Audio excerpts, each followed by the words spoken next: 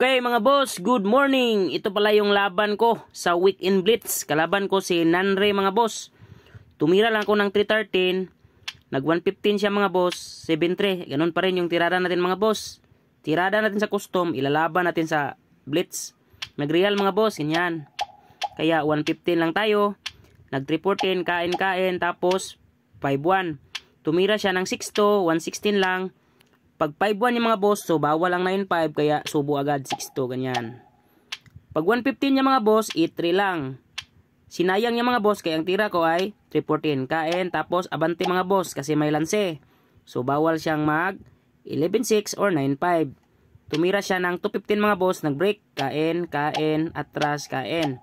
Tumira lang ako sa 9-5, 12-7. Pag 5-1 yung mga boss, 9-5 siya, 7-3. Pag 5-4 yung mga boss, sinayang ko, nag-cover. Tumira lang ako sa 313, sabay, atras. Tumira siya ng 11-7, nag-115 lang ako mga boss. Pagtira niya sa 7-3, 7-2. Nag-214. Kaya ang ginawa ko mga boss, nag-advance lang ako. Kasi kung mag-11-7 ako, aatras yan. Kaya nag-15-15 ako. So, kinuha ko yung posisyon mga boss. Pag 10-6 na mga boss, so may planong umatras, kaya tumira lang ako sa 214. So, no choice, atras talaga siya mga boss. Tapos, kinuha ko naman agad yung 15. Tumira siya ng 313, 11-6. Pagtira niya mga boss sa 10-5, nag-6-1 lang ako. Sinayang niya, abanti lang ako, ganyan no. So, dito mga boss, winning na yung posisyon ko. Pagdama ko, syempre iwas siya. Sinayang ko muna, abanti siya, tsaka nag-8-12. Pag 460 niya mga boss, sinayang ko lang. So, dito mga boss, nag-resign si Nanre. So, nag-rematch kami agad mga boss. Game 2, tumira siya ng 115. Siyempre, 313 pa rin yung balaw natin mga guys. Ganyan. Tumira tayo ng 7-2. Yan. Ito naman yung tirada ko mga boss. Oh. Kinuha ko yung real. Pero hindi talaga kaya mga boss. So, positioning talaga yung kalaban mga boss. Tumira lang ng 116. Nag 6-1, 5-1, tapos 314. Subok agad mga boss. Ganyan no.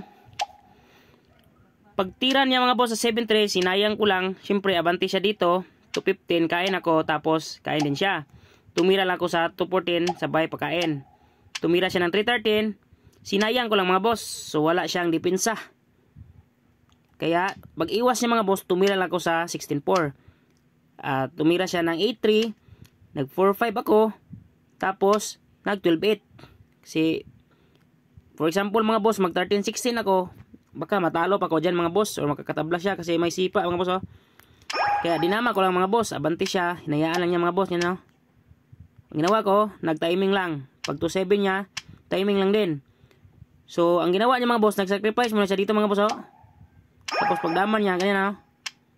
So, lugi po siya mga boss. Pero ito yung nangyari.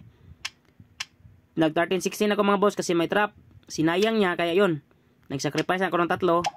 Patay yung dama niya mga boss. Ganyan, oh. So, lugi na siya mga boss, oh. Ganyan. So, sa game 2 mga boss, panalo tayo kay Boss Nanre. Shoutout sa iyo, boss.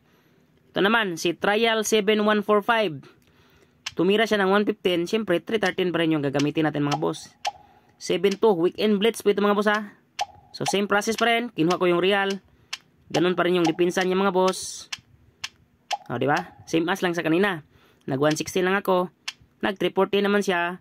Pag 5-1 ko mga boss, diba kanina ang itinira ay 6-1. Dito, nagkamali siya mga boss, nag 215. So, alam kong na-error siya mga boss kasi pagdama ko, agad siyang nag-resign. Siguro, akala niya walang dose mga boss. Pero nagkamali. So, nag-resign siya agad. Nag-rematch kami mga boss. 313 ako, 115, 7-3, nag-real mga boss. Automatic yan. Pag 115 ko mga boss, nagpakain siya ganyan.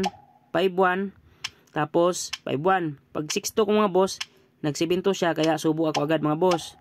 Dito mga boss, na-disconnect pala si Trial7145. Kaya yun na yung naging laban namin mga boss. Shoutout sa inyo mga boss. 4 games lang yung naging laban ko mga boss para unti-untiin ko lang mga boss para sabay ma-vlog ko agad. Okay, thank you for watching.